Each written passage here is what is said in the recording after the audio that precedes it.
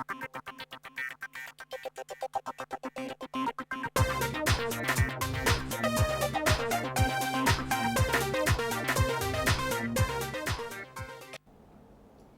and welcome to INFOCUS. This afternoon, as well as the opening of our media centre, we're very fortunate to have Mark Sainsbury and the Close-Up team with us today. And we'll be hearing from Mark a little later in the show. But first, could your bicycle on rural roads be a death trap? Research shows that over 3,000 people have been injured in the past 5 years. Can anything be done about this? Should anything be done? And what are councils and government doing to ensure that our roads are safe for all users? Rangitikei's National MP Simon Power faces up to these questions shortly. But first, Brooke Batley with the facts from the road. Bike riding is a great way to get the daily exercise that we need to stay healthy, right? The Push Play campaign is constantly telling us to get out there, but there is a problem. At South Makirikiri School, we have over 140 students. So does anyone actually bike to school? No, not me! It's not because we're too lazy to bike to school. It's because we think it's too dangerous. There are lots of hazards we encounter on Makirikiri Road. Cars go past here at 100 k's an hour, and if they have to brake, they...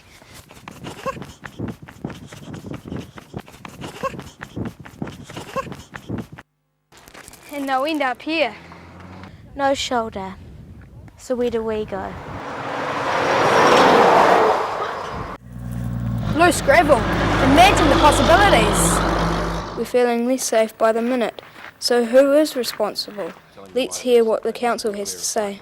What's your reaction to the fact that no one bikes to South Makirikiri School because of the dangerous roads? Council is unaware that the school has a problem with kids biking. Would it be possible to put a cycle lane or verge in for cyclists? To actually widen the road, to put a substantial shoulder on both sides of the road, which you would know, it would be something in the order of $60,000 a kilometre. And it would have to be funded 100% from the ratepayer. So if the council can't do much to help us, what about the truckies? We tracked down our local big rig mogul to find out. Can you understand why school children don't like biking on rural roads? Oh yes, definitely. Any vehicle can be intimidating, and you're never sure whether you trust the guy or yourself to riding the bike, whether there's enough room. Do you think anything should be done to make the roads safer? Well, the dedicated cycle lanes are really good, but generally in the rural school areas you're not going to get that kind of expenditure. So safety and teaching in cooperation with the local truckies, trucking companies, and going through a road safe program. But we're still not convinced it's only a matter of road safety. We don't think there's enough road for all of us. Okay, so the width's 2 metres 30. The width of the road is 530. So let's work this out. The width of the truck? 2.3 metres. Ah yes, that's right. And the width of the road? 5.3 metres. Yes. So that means you times it by the 2, then you minus by the 1, which is 4/8 of the G, which the answer is 70 centimetres. So that's all the room left we have to ride our bikes on. Now we haven't forgotten that we have a role to play in road safety. Us kids have to learn the road rules, but we do think the road should be wider. So until a few changes are made to our rural roads to make it a lot safer for us kids, I think I'll stick to skipping for my exercise.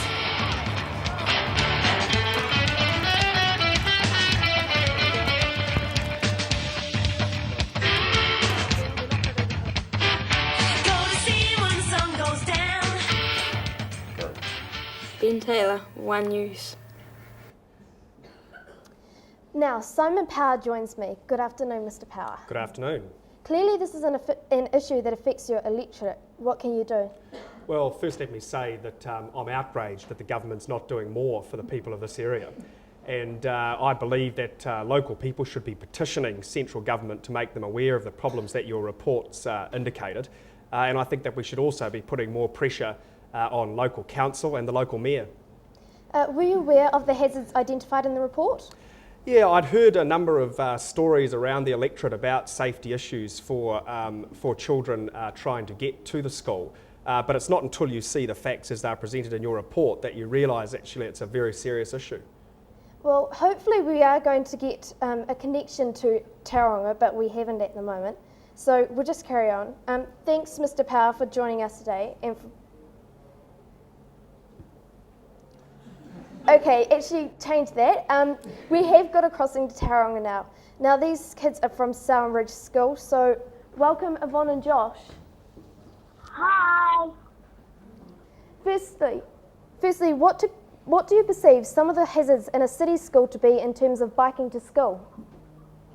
Well, in our city school, we have lots of people in cars, so it can be quite hard to get over 500 people in and out of school safely. Have any of your friends had any scary experiences on the road? No, none of my friends have, but I have. Oh, tell us more about that. I've been doing a jump on the footpath and I fell off. Oh, dangerous stuff. Finally, how do you keep safe around your school? Well, we have road patrollers and we have zebra crossings and we learn the road rules. Okay. Interesting points, Mr. Power. Any further thoughts? Yeah, well, obviously the problem is in the city as well, but I would say that as far as country schools go, it's those big trucks that we saw in your report that are probably more of a problem in country areas than in city schools. Well, Mr. Power, thanks for joining us today and for being here. Also, thanks to Josh and Yvonne from South Makirikiri School in Tauranga. Well, we'll cross back to you a little later in the show, but before we go, Mr. Power, is there anything you'd like to add regarding the media developments here? I mean, this is a fantastic facility. I've never seen anything like it, and as was said earlier in the show, the little theatre that you have to use in the beehive when you're being interviewed is nowhere near as good as this, and I've got to say that neither are the interviewers. Well, coming up after the break, journalist and presenter Mark Sainsbury is with us live to discuss his career, his job and his aspiration for the future. Thank you very much. Welcome back. I'm certainly learning firsthand here what it is like to be in the hot seat presenting a high-rating current affairs show. But someone that has been presenting for years and makes it look so easy is our guest, Mark Sainsbury. As well as his senior reporting duties, he has made documentaries on Sir Edmund Hillary and his visit to Nepal. He also provided expert political insights during the general election and is certainly a name well known in New Zealand broadcasting. And he joins us today. Mr. Sainsbury, welcome and thanks for being with us. Oh, thanks for having me, Courtney. Firstly, when you were at school, did you see yourself in this career and what inspired you to take this path? I thought about it, when I was at school, I liked the idea of working in television. I never thought it was going to happen. And I actually started studying law. And when I came back, I'd been overseas, I was coming back to finish off. I did a journalism course so I could earn some money while I was finishing off. And I got a job at TVNZ and I never went back to law. What motivates you to keep going in this career and have you set any goals to achieve in the year? What keeps you going is, it's especially journalism. People either love journalism and they really like doing it. And the good thing about television is that even when you're working at Parliament, every day is different. So every day you're doing something different. And the goals I've set for myself is I'm going to finish up at Parliament at the end of this year and look at doing something different within television next year. What's your secret to good journalism? Well, I think the secret is you've just got to be straight up and honest with people, and you've also got to be willing, if you do, say you had Simon Power on before, say you did something with Simon, and then he might disagree with what you've done, you've always got to be prepared to front up the next day and say, I stand by what I did. And also, if you do get it wrong, you've got to be prepared to admit that you got it wrong. But we never get anything wrong, of course, Courtney. So. Can you share your most embarrassing moment for us from being on air? Most embarrassing moment? Well, the most embarrassing, I saw you before when you didn't know whether you're going to cross to Tauranga or not, or what's going to happen. That is always the most difficult thing, is you're told, oh look, change to this, and someone tells you in your earpiece to change, and you think that you're sitting there and all these people are watching, and you get really embarrassed, but you just do what you did, you just glide through it. But that's the most embarrassing thing, is something happening when you least expect it. So it's just dealing with the surprises. Live television, what are some of the stresses involved in dealing with live TV? Well, it's just the fact that you can't do it again, and sometimes the worst thing would be is if you're doing it and you forget that you're on live, and you might actually say something or do something and then suddenly realise that everyone's watching. So that's the hardest thing, is that you have to react straight away, you have to know what you're doing, and the most important thing is just trying to keep calm. I mean, your heart could be pumping away, but you just try and keep on going, because there's no second chances. If you're able to interview anyone in the world, who would it be? Oh, well, it would depend. I mean, you could either say, for instance, we went over to the United States last year. We were trying to get an interview with President Bush, because whatever people think about President Bush, he's a lot of influence, so we were quite keen to talk to him. Of course, he wasn't available for Television New Zealand, surprisingly enough. But it's. I mean, I've been lucky over the years. I mean, people like Nelson Mandela, I've interviewed him, and he was absolutely. I mean, you walk away knowing that this is someone really, really special. And the Dalai Lama, who's been reincarnated 14 times, I think. He was another. But I think the thing with what we've done over the years is just quite often just coming out, even like coming here to your school. You meet ordinary people. When I say ordinary, I mean you meet people like you and I, and that quite often is the best fun of all. We have more questions shortly, but first, Logan Bowler, Chairperson of the Board of Trustees, with his message for the opening of the Media Centre. So I guess, how did we get here? It all started with the admin block. We were funded to build over at the part of the school, and it freed up an area that we had possibly half the size of the set here. And to Wayne's idea to put a media centre in there, and the costs came back, and it was just crazy for the amount of money we were going to spend for the small area. We got our heads together and decided to build a shed, and it's gone from there. And the shed's 17 metres long and 9 metres wide, and it's just filled with all this technical stuff. It's just awesome for the kids. We couldn't afford to have builders come in and build the whole thing, so we paid for them to frame up this whole building over the top of our old swimming pool that was too shallow for the kids to swim in anymore. The year 7 and 8s were scraping their knuckles on the concrete trying to swim, so the pool had become redundant, and rather than pay to move it all away, we built this centre over the top of it, and just a huge community effort. The builders framed it up, and we went from there. We clad it and lined it, ran cables, we just did everything. Community work was just the only way we could achieve this. We couldn't afford to pay for it to have it done properly, and we just called on the community. We probably had 8 to 10 real core people that were here Tuesdays and Thursday nights, every night, painting and just banging nails. There's little hammer marks everywhere that we're proud of.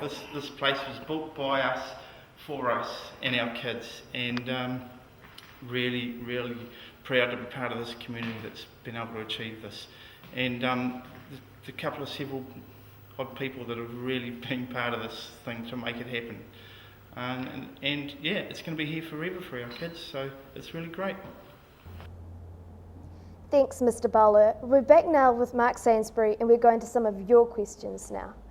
Each class was given the chance to come up with a question for Mr. Sainsbury, and Geordie from the Shooting Superstar gets us started.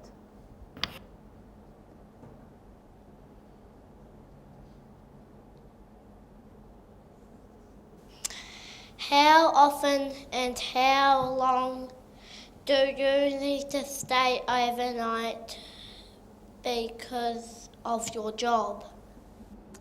Well, now that varies. I mean, during, say, the election campaign, which we just finished, I would have been away 6 nights out of 7. And sometimes you go away on trips, like with the Prime Minister, you might be away for 2 or 3 weeks. But when Parliament's sitting, normally I'm at Parliament, but say an average year, maybe I'd be away, overnight, probably about a quarter of the year. So 3 months of being away from the family. So that's just what you have to do. What's it like being famous? Well, it's well, I don't know whether we'd quite see ourselves. It's a bit different. Journalists don't like to see themselves as famous, but and quite often people will come up to you on the street and start talking to you, and then before they leave, they'll say, "Well, nice talking to you at Barnsley," and because they think you're someone else who works on TV. But one good thing is that people do come and talk to you. So you might be somewhere and people come and start having a chat, and that's quite good, you know, because quite often you'll be sitting there and you might see someone or you don't know whether to make a conversation or not. So that's a good thing. What do you do during commercial breaks? Well, during the commercial breaks, you're usually checking what's coming up next. So you're going through your notes and you're checking that whatever the next program and the next story is going to be is all there, and you might be reading over what you're going to say. So when it starts, that you're prepared. Or, for instance, if the auto cue breaks down, you've got to be prepared by reading your notes. So you're just getting ready for the next bit. What's your favourite part of your job? Well, the favourite part of the job would have to be, I mean, I think as I said before, every day is different and you meet so many different people. So you might meet all these supposedly important people who can be quite interesting, but then you get to do things like this. You know, you come to Martin for the day and you look at such an amazing setup. So that's the best thing about it all. Can you tell us about some of the problems you encounter while reporting live? Well, the worst thing that can happen while you're reporting live, I mean, once I was in Israel and we're doing a thing back and Judy Bailey was on the news and they were going to ask a couple of questions, but something went wrong with the mic. So I couldn't hear what she was going to ask, and we're about to go live, but I could hear the director. So the director said, now she's going to ask this question and I'm just going to go. So as soon as she had finished her question, which I couldn't hear, he says go.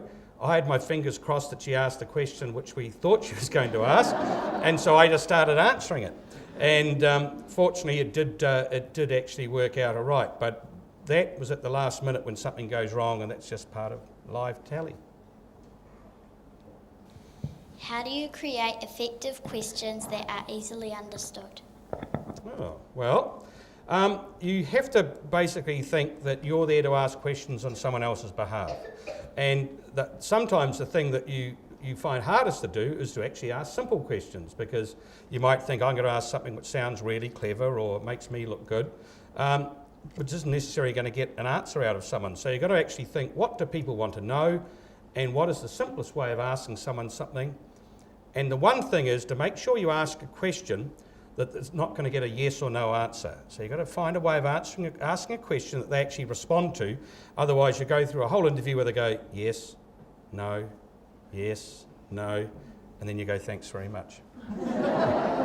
Thanks for those questions. Now, what advice would you give anyone who is wanting a career in television or journalism based on your years of experience? Well, it's a lot harder now. I mean, when I first got into journalism, I mean, it was quite a while ago, shall we say. But it was a bit easier. You could sort of, now it's so much competition. So I think something like this, if you're really interested in journalism and as a medium, you get involved at school doing this sort of stuff. And then there's a number of different courses that you can follow up. English is very important, of course, so language is very important. So all those sort of things, and I'd look at getting involved in as much as you can, especially, I mean, you guys are so lucky here, having something like this is really quite amazing. So, and also, if you're thinking of doing, write to a newspaper or to a television station or to or radio, whatever you're thinking of doing, write to them and say, look, I want to do this, tell me what courses you people like and what will give me the best chance of applying for a job. Who has been an influence in your life? An influence? Different people. I mean, I think as you said before, I've done a lot of work over the years with Sir Edmund Hillary, and I was blown away by him. He's such an amazing person, and he did so much work in Nepal for people there because he wanted to put something back. So he had good motivation, he had good values, and he doesn't give up. So I think he's got lessons for all of us. Looking at your career, what stories do you like covering the most? Do you have a favourite area? Well, again, I spent a lot of time with Sir Edmund Hillary filming in Nepal, and that was probably about the most interesting and fascinating. Politics I love because that's what I'm interested in, but a lot of people don't take too kindly to politics. They'd rather see less of it than more of it. But it is the variety. I mean, as I say, I mean, it's not just because we're here, but you know, this is a really interesting story to do. You know, because you could be sitting in the office. Would I be rather sitting in the office at Parliament today, or would I rather be here on a lovely sunny day in Martin having a look at this? I mean, it's a no-brainer. Who's been your most difficult person to interview? Apart from Simon Powell. The most difficult person is probably Winston. Why is that? Because trying to get an answer out of Winston likes to, it's almost like a game. So he'll try and you'll ask him something and be, well, what do you want to know that for? Well, because that's my job to ask questions. Why is it your job? And it goes on. So he can be the trickiest because there's a lot of toing and froing and carrying on.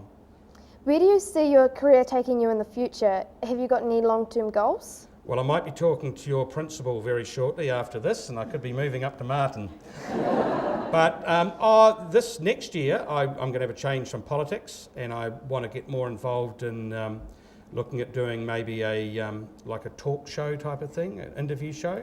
So that's what I'd like to do, but it's all getting, you know, see what happens at the end of the year, and otherwise I may well be up here knocking on your door.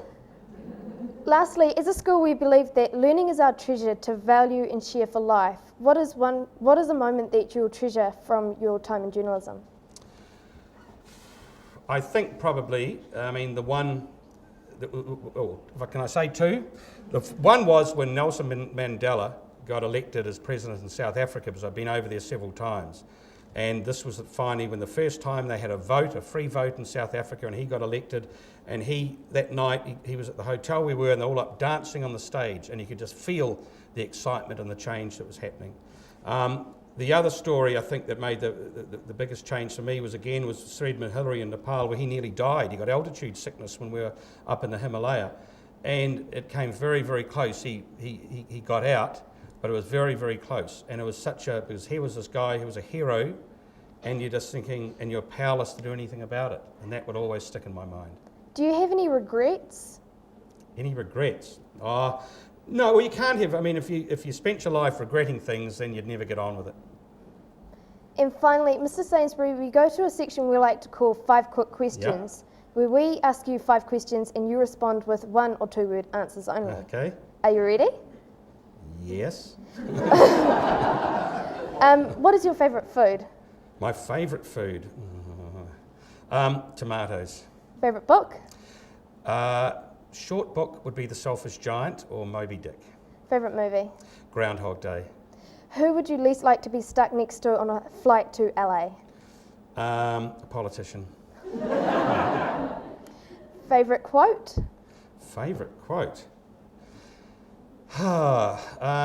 Wealth is not in having great possessions, but in having few wants. Besides your job, do you have any other jobs that appeal to you?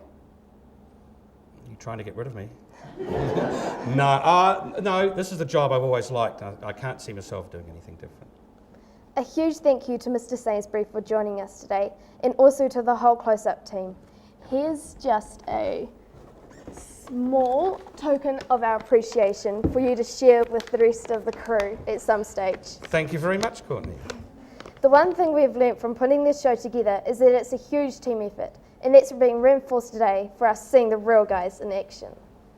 Mr. Sainsbury is going to do the honours and open the media centre with a bang. Don't worry though, it's quite safe. So if you could kindly look to camera 3 and read off the auto cue. Not that I really have to tell you what to do. And over to you. Okay, can I see that auto cue? Oh, okay. Well, thanks, Courtney. Well, it is a pleasure for me to be here today and to be able to open the media centre. Now, it has been a huge effort, certainly that we've seen here at South Mac, and I wish you all the best for your future years of broadcasting. And with my great pleasure, I declare the media centre open.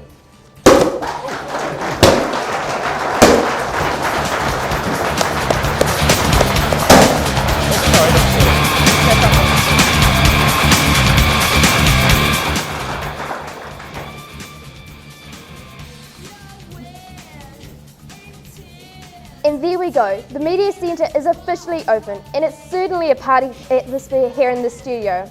As you have heard and can imagine, there are so many people to thank, and so many people responsible for this development. And our thanks again to Mark Sainsbury, Simon Power, and Selwyn Ridge School in Tauranga, who I think are back again. Enjoyed the opening there in Tauranga? Well, it's certainly a party atmosphere there as well. Thanks for letting me be a part of your celebration. Well, thanks for being a part of it. Thank you for being a part of it. To Connie Buchanan, who worked with us yesterday on our road safe story, a huge thanks in fact to all the close-up team. They've been here at South Mac and around the country making this all happen. Thanks, you're all great. We have learnt so much from just seeing you around. To the team here, the audience in the studio and across in the classroom, nice to have you with us, and please do stick around for afternoon tea. To the staff and board of South Mac, wow, we've done it again, shown that we're all dedicated to improving learning outcomes for us, very fortunate students. To Mix Max, who've learnt firsthand about TV production, well done on a fantastic effort bringing this all together. So from all the INFOCUS team here in the studio and around New Zealand, that's INFOCUS for you. Good afternoon.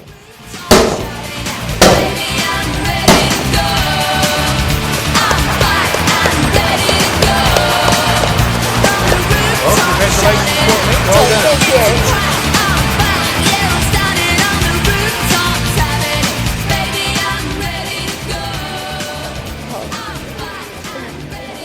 Oh, those things always give me a fright, these party poppers. I know.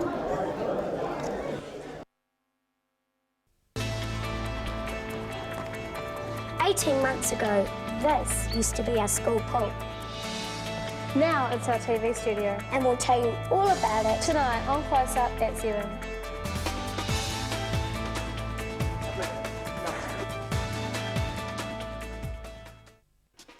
Quiet please, we're going live in 5 seconds. 5, 4. Sharpen up, camera one. Good luck. On you, Courtney. No, I'm not Susan Wood, I'm Courtney Tickner, but I will be co-hosting Close Up tonight. Join me at South Makirikiri School, where Close Up comes live from our brand new TV studio. It's up to the news at 7 o'clock.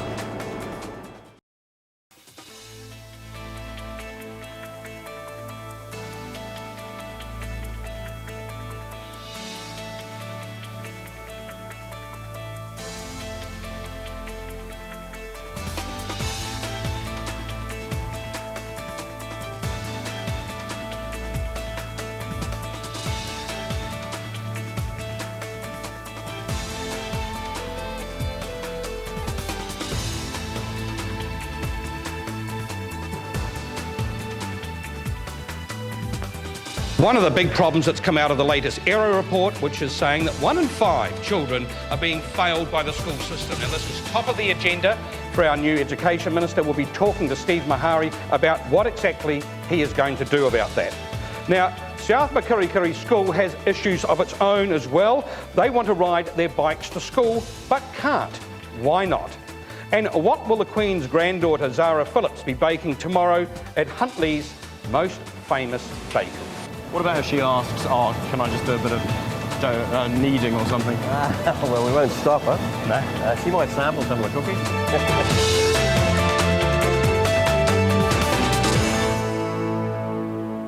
Well, here we are, as I said, at South Makirikiri School, just outside of Martin. And I'd have to say, it's not often that we get to do a show at a school. It's also not often that we have a live audience, as we've got tonight here. These are pupils and teachers all involved in the school. The studio, of course, was a school project.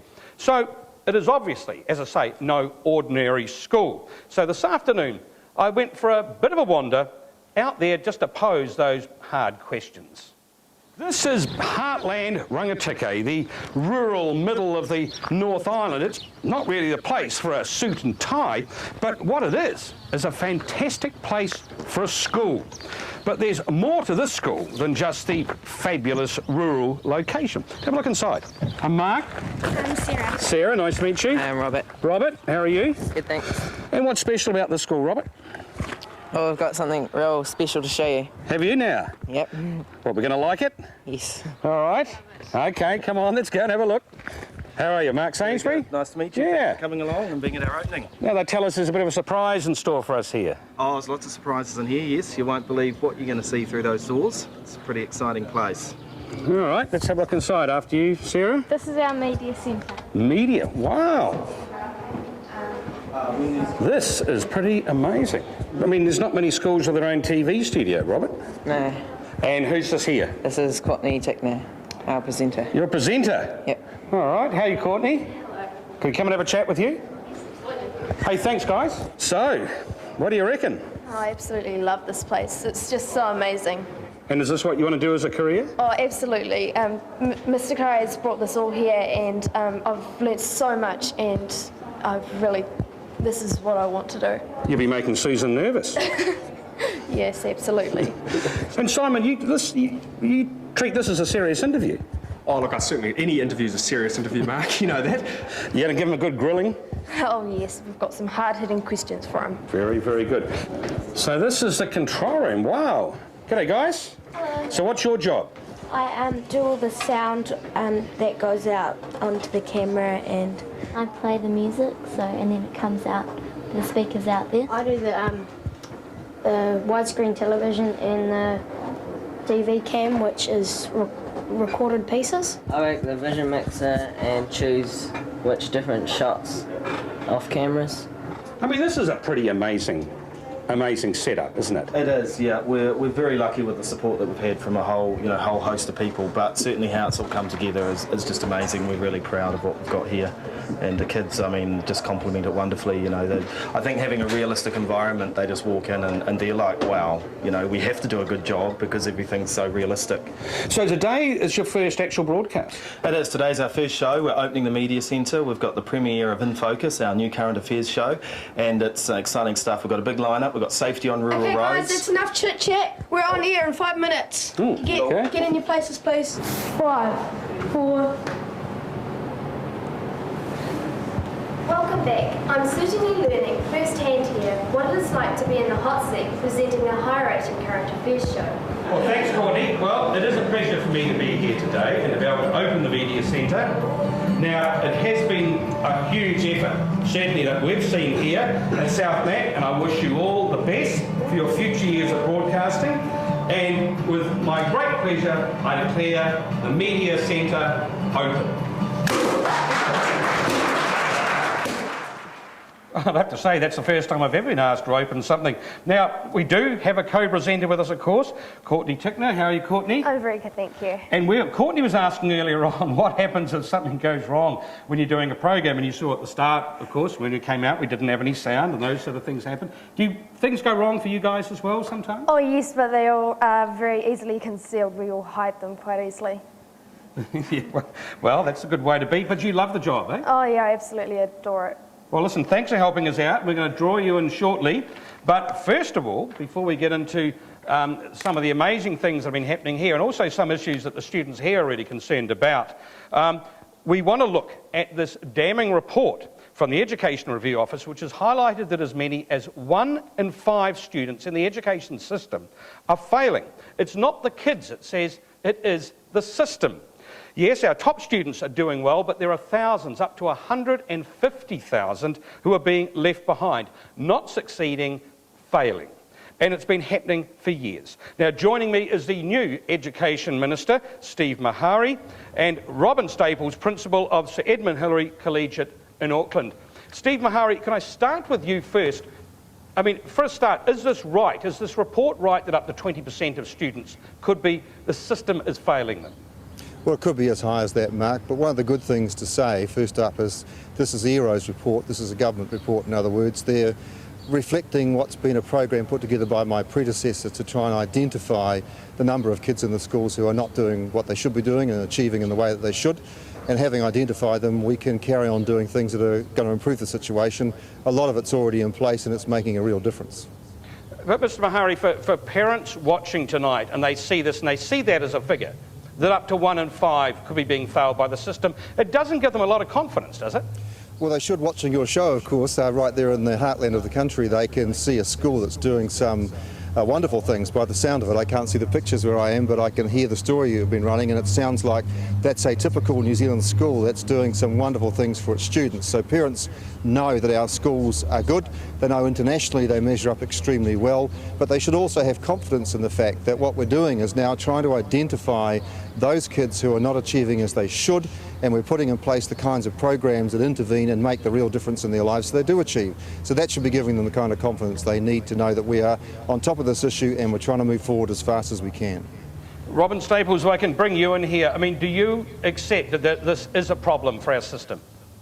Oh yes, our school is a member of the AIM High Schools, and for the last 10 years since its inception we've worked very hard at reducing the disparities. We've made excellent progress, but we've got a way to go yet. Okay, but what is the problem? I mean, how are the schools supposedly failing these students? Well, Robin. It's a matter of looking at the results, and we've been clearly analysing the literacy and numeracy results over the last years, and our students have engaged really well with the new NCEA, making really good progress with that, and it's about bringing our whole community into really progressive ways of learning. We've got hard-working staff now, good property, and it's a matter of us keeping that up and working harder to get the success. Robin, when you say numeracy and literacy, I mean, is this a problem that students are coming through from the primary schools, say to high school, without the skills that they should have? Well, that's part of it, but I think whole communities need to look at this. In our area, many of our students don't speak English at home, and so very often they're a year behind in terms of their understanding in English. But as we've valued their culture and brought in their own languages into our curriculum, the students find success, and with success comes further progress. It's about being positive. I mean, you know, Robin, that some people are going to say, look, this is all wishy-washy liberal nonsense, that what students need is just to get tougher on the basics and less of the, what some people say are the cultural aspects. Well, I think people need to look at what the modern basics are. The days of just doing reading and writing have really changed, and we've got to identify modern media and how people engage with a technological society. Many of the jobs that used to exist when I was at school now don't, and in fact by the time a student has gone through secondary school the job market's changed. We've got to prepare people for a changing market altogether. Steve Mahari, one of the things I suppose that does get parents is that whenever an issue comes up like this, we hear whoever the minister is at the time say, look, it's in hand and it's under control. I mean, reading some of this material today, it says this has been a problem that's been around for a long time. So why wasn't it fixed before? Well, in fact, Trevor Mallard, the predecessor to this portfolio, has been doing a lot with truancy issues, literacy, numeracy issues, the AIM High School that you're talking to at the present time. So this is not a new issue. It's really just another step in trying to resolve it. ERO is the group that goes into schools. They're the ones who can work alongside a school, evaluate whether they're making real progress in addressing the needs of these students. So I know that there's an issue you're raising this evening as if this is a new issue, etc. It is not. It is already an issue which is being addressed, and parents need to know that, and they need to know that what ERO is reflecting is the fact that they are now going to be evaluating these schools to make sure that they're making some real difference to the achievement of these young people who are not doing as well as they ought to be.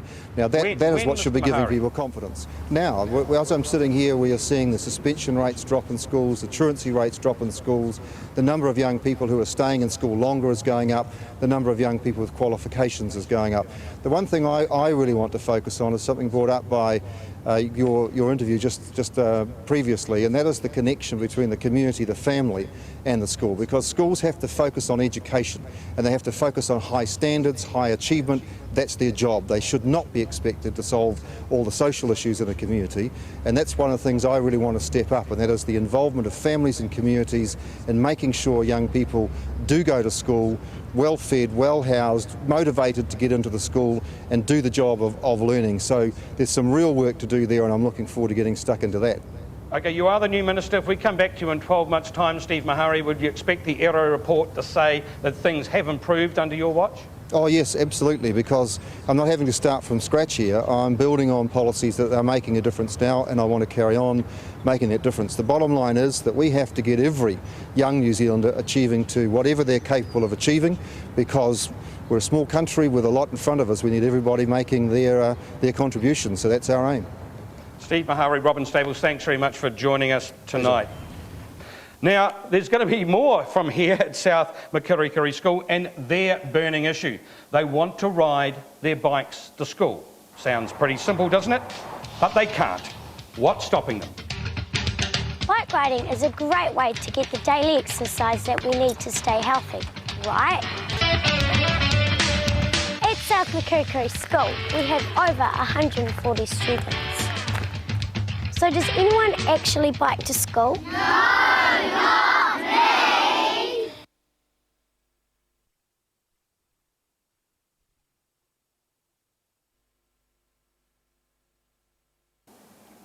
Well, welcome back to these fabulous studio facilities here at South Makirikiri School out of Martin. Facilities put together, I hasten to add, by the kids, the teachers and the parents, which is all pretty amazing. And welcome not only to you, the audience out there, but also to our audience here who are still with us, these parents and kids from the school come along for the big night, the opening of their studio.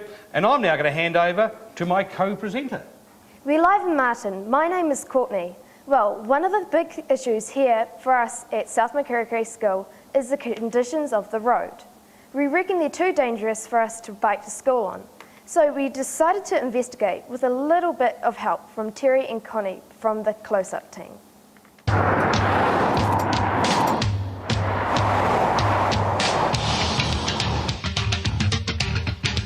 Bike riding is a great way to get the daily exercise that we need to stay healthy, right? The Push Play campaign is constantly telling us to get out there, but there is a problem. At South Makirikiri School, we have over 140 students. So does anyone actually bike to school? No, not me! It's not because we're too lazy to bike to school. It's because we think it's too dangerous. There are lots of hazards we encounter on Makirikiri Road. Cars go past here at 100 k's an hour, and if they have to brake, they...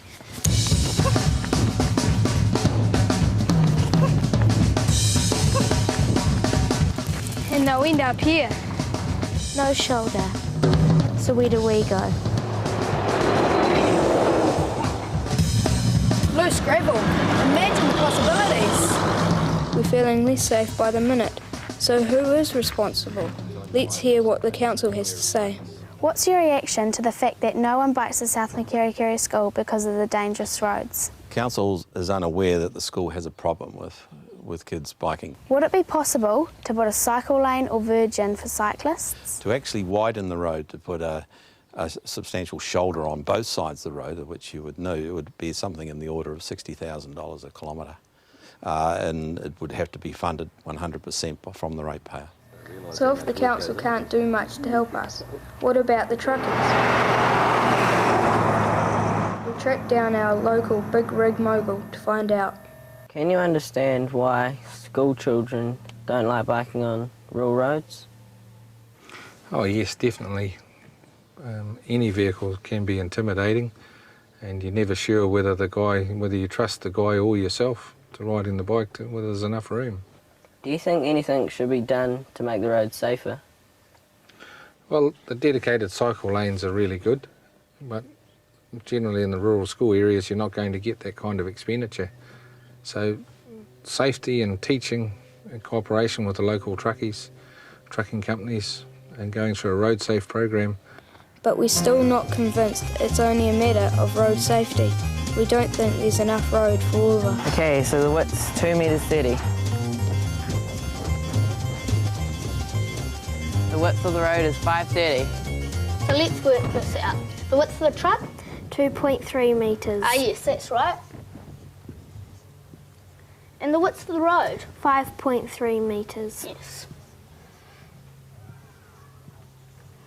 So that means you times it by the 2, then you minus by the 1, which is 4/8 of the G, which the answer is 70 centimetres.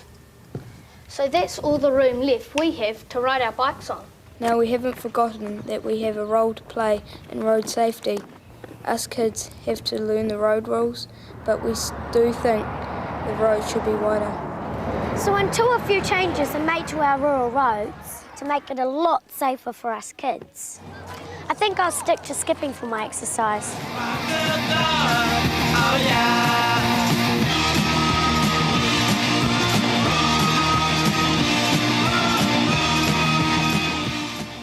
And what a great effort. Now, not only do I have Courtney, my co-presenter here, but we've got two others from the team here at South Makirikiri School, Ben and Brooke. Brooke, can I ask you for a start? I mean, you look at that story you guys are doing on being able to bike. Do adults take kids seriously, do you think, when you raise issues like that? Well, maybe. I'm not quite sure, but they might listen to us because I reckon kids should be able to bike to school, but it's whether the parents would let them and whether it's safe enough for the kids to bike to school. Ben, do you have a bike? Yes. Would you bike on that road? It depends if there was enough room. But at the moment there's not enough room. No. Okay. Now, what sort of stories do you guys do? What sort of stories do you like doing for your TV channel? Ben? Stories about the students. And is everyone's pretty keen on it here at the school? Yeah. And Courtney, you had a chance today, didn't you, on this issue? You were interviewing Simon Power, the local MP, and you put it on him. What he's going to do about it? What did he tell you? Well, he was absolutely outraged and he's going to take it to the government, but he wants us to try and put up a petition about this, and it was something that he was just something he didn't know about, and then. Yeah. But you think he'll get onto it now? You think? Yes. Hopefully. Now, Brooke, you've interviewed some politicians too. Yes. Who have you interviewed? Jim Anderton. Jim Anderton. And what was he like? He was quite good, yes, and he promised after the interview, seeing we were so good, that he would send us a book called Unsung Heroes. Is that right? Yes. Well, you might have to write to Mr. Anderton about the problem with your road. Now he's back in Cabinet. What's the best story you think you've been involved in, Ben? What have you enjoyed the most? This would probably be my favourite one so far. This one? Yeah. Was it good fun? Yes. And you had a bit of help from the others, from Connie and Terry on the close-up team? Yeah, it was quite interesting learning about television. So you gave them a few pointers, I hope? Now, you guys did an amazing job. Hey, thanks very much for that. It was a really, really, really good piece. There might be a few others back in the office getting a bit worried about hanging on to their jobs, I think. We'll have to bring you guys down to Wellington or Auckland. Well, still to come. The Queen's granddaughter will be a baker for a day in Huntly. Will she ice the buns or be cutting biscuits?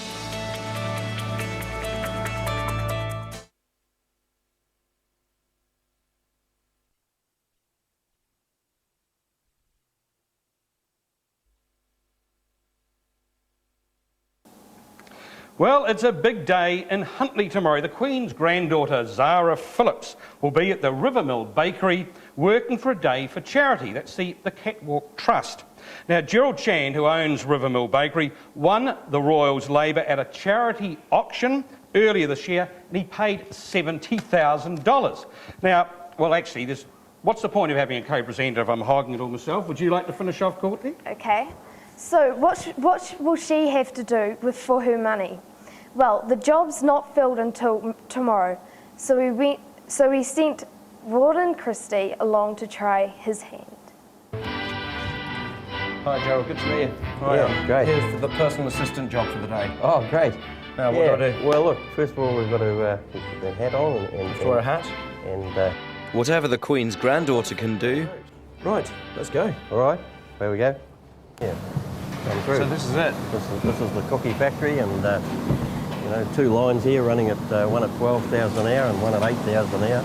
And this is officially where Zara's job will start tomorrow morning. We're going to show her this, but I don't think she'll be doing a lot of manual work, but we'll certainly take her through here and show her the whole operation. What about if she asks, oh, can I just do a bit of kneading or something? Well, we won't stop her. No? She might sample some of the cookies. What about staff, though? Surely they'd be tempted to just, have a quick pick off the old... No, they're not allowed to eat in the factory at all. So if Zara comes in tomorrow and she decides to help herself? We may stretch a point. I'll grab this. Yeah. Okay, where do you want this? Yeah, just on here. On up there? Here. Wonderful. Onto the, yeah. Great, fantastic. You're worth, excellent, thank you. You're worth $10 an hour. But then I'm neither royalty nor the patron of the Catwalk charity, which was hosting a fundraising evening when Gerald bid for and won Zara for the day. So what room's this? This is the bread cooler. The bread stays in here for an hour and 3/4. How much bread's in here? There's There's a lot of bread. 7,000 loaves in here at the moment. Are you not tempted to, I don't know, just give them a quick squeeze No, to check they're fresh? No, we're not allowed to do that. No. Not allowed to touch? No, Zara won't be allowed to touch? No. In spite of her presence costing $70,000, but then Rivermill can afford it. Gerald says it's the country's largest independent bakery. This is all computerised now? Fully computerised, yes. So, as a personal assistant, all you have to do is press buttons? That's right. That's it? Easy, yep. And wear this hat. No doubt something Zara will do admirably when she turns up for work in the morning. Excellent, thank you very much for that. Good. Very interesting. Now I see Thanks for there's coming. a cheque here for Zara for tomorrow. Do I get one of these as well? No, I'm afraid you don't. A bag of cookies is your payment for this today. That's me, is it? Very good. Fair enough. Thank you very much for coming. Well, we've had an absolute ball here at South Makirikiri School, and special thanks to the principal, Wayne Kodire, also to Neil Pemberton, who fixed my back this afternoon when we least expected it, and thanks to everyone here at the school and the parents and everyone who's hosted us and even did home baking, and thanks to my co-presenter, Courtney. Well, thank you very much for letting me go on the show, and also thank you to the whole Close Up team for coming here today. It was a total buzz. Well, and that's Close Up, that's New Zealand Close Up. See you later.